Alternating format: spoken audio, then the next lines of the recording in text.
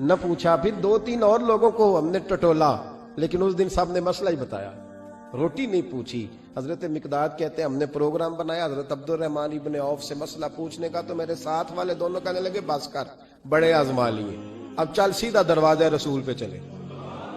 अब मसला पूछना है तो उनसे पूछना जिनसे सुन के सारी दुनिया मसले बताती है, उन्हीं से पूछते हैं, डायरेक्ट चलते हैं। कहते हैं हम आए मस्जिद नबी में, हुजूर बैठे थे। हजरत मिकदाद कहते हैं हमारी बकरियों के थनों में दूध खुश्क हो गया था, हुजूर तशरीफ फरमा थे, अस्सलाम ली दस्तबोसी की, अत्ताहियात में बैठ गए। हुजूर एक मसला पूछना था। हुजूर मुस्कुराए, फरमाने लगे लगता है भूख लग रही है तुम तीनों को, मुझे मसले की समझ आ गई, भूख लगी हुई है या रसूलल्लाह बड़ी। फरमाया मेरी 4 बकरियां हैं और अल्लाह ने फजल किया, कहत में भी उनके थन दूध से भरे हुए हैं। फरमाया जाओ, 3 तुम हो, चौथा मैं हूं, इस तरह करना, 3 बकरियों का दूध तुम पी लेना, 1 का मेरे लिए ले आना। कहते हैं या रसूल अल्लाह हम पी आए। तो हुजूर ने फरमाया रुको, जब तक तुम्हारा दिल करे मेरे मेहमान बन सकते हो। फरमाते हम 3 दिन नबी पाक के मेहमान रहे, सुबह शाम 4 बकरियों का दूध धोते, 3 का पी लेते, 1 प्याला हुजूर के लिए रख लेते। फरमाते हैं तीसरा दिन आया ना, हज़रत मिकदाद कहते हैं वो तो सो गए दूध पी के, पर वो जो नबी पाक के लिए पड़ा था ना, मेरी बार बार तवज्जो उसकी तरफ जाती, बार बार, और मेरे अंदर से आवाज आती कि हुजूर को तो बड़ी खिदमत करते हैं सहाबा, तो हुजूर ने तो शायद कुछ और खा लिया हो तो पी ना लूं, पी ना लूं। कहते कई दफा मैंने रोका पर मैं ना ही अपने आप को रोक सका, मैं पी गया हुजूर के हिस्से का भी दूध। जब मैं पी गया वो दूध, कहते हैं अब पीने के बाद जो परेशानी हुई वो ज्यादा थी। दिल में ख्याल आया अगर हुजूर नाराज हो गए कि भाई तुम्हें तुम्हारे हिस्से का दूध दिया था और मुसलसल 3 दिन से मिल रहा है, फिर क्यों पिया, और हुजूर नाराज हो गए तो गिरा जो उनकी निगाह से वो संभल नहीं सकता।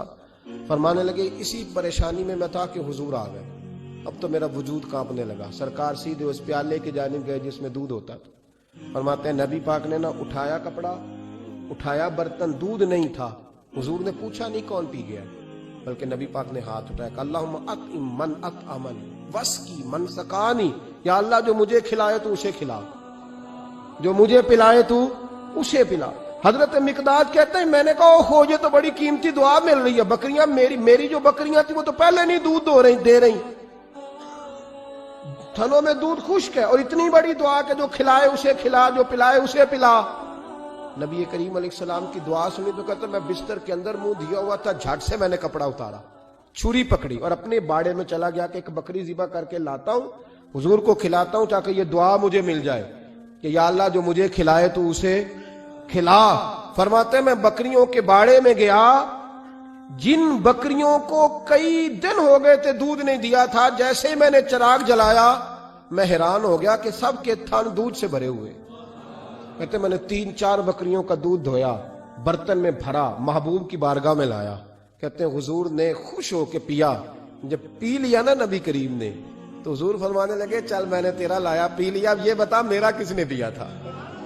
अब वो वाली बात करना जिसके गुच्छे से लच्छे जड़े नूर के, उन सितारों की नुज़हत पे लाखों सलाम, उनके खुतबे की हैबत पे करोड़ों दुरूद, उनकी बातों की लज्जत पे लाखों सलाम, जिसकी तस्की से रोते हुए हंस पड़े, उस तबस्सुम की आदत पे फरमाया बता मेरे वाला किसने पिया।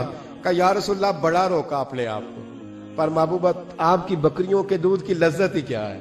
हुजूर नहीं रोक सका तो महबूब करीम फरमाने लगे अच्छा अकेले पी गए हो, जा फिर दूध भी तू मेरा पी गया है और मैं तेरे लिए फिर दुआ करता हूं कि या अल्लाह इसने मुझे पिलाया तो इसे पिला, इसने मुझे खिलाया तू इसे खिला। नबी करीम हर उस शख्स का ख्याल रखते जो भूखा होता, जो प्यासा होता, जो कमजोर होता। थोड़ा थोड़ा दाएं बाएं देख, ये हुजूर की सीरत का बहुत बड़ा पहलू।